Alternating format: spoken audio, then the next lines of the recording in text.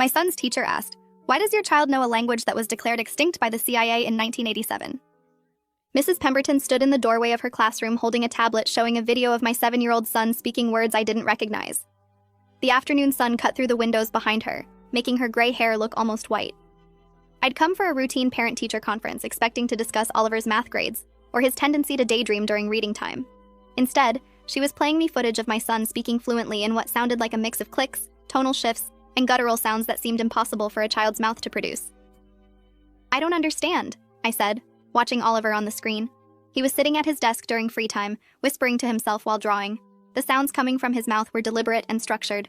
This wasn't nonsense. This was language. Mrs. Pemberton's hand was shaking slightly as she held the tablet. "I have a doctorate in linguistics. I spent 6 years studying endangered languages before I became a teacher. What your son is speaking is Koresh. It's a language from a small ethnic group in the Caucasus region that was documented by Soviet linguists in the 1970s.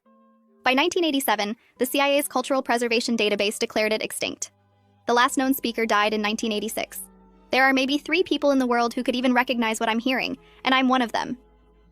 The hallway suddenly felt too narrow. Other parents were filing past us toward their own conferences, chatting about science fair projects and upcoming field trips. Normal concerns, normal lives.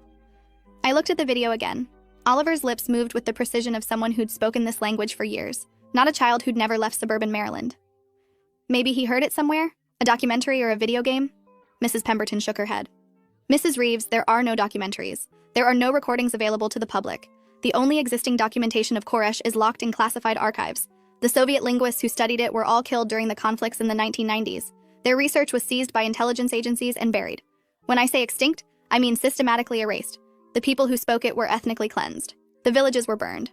The CIA declared it extinct not because the last speaker died naturally, but because they wanted the world to forget it ever existed."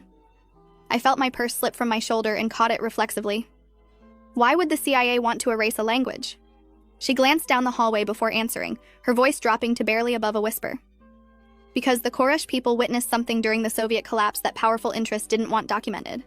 Their oral histories contained information about weapons programs, mass graves, and war crimes that would have implicated both US and Russian officials. Erasing the language meant erasing the testimony. No speakers, no witnesses, no accountability." My throat felt tight. "You're saying my 7-year-old son somehow knows a language that was deliberately destroyed by intelligence agencies? That's impossible." Mrs. Pemberton pulled up another video, this one from 3 days ago. Oliver was on the playground during recess, sitting alone under a tree. He was holding a smooth gray stone and speaking to it in that same impossible language. His expression was serious, almost reverent, as if the stone could understand him. "I've been documenting this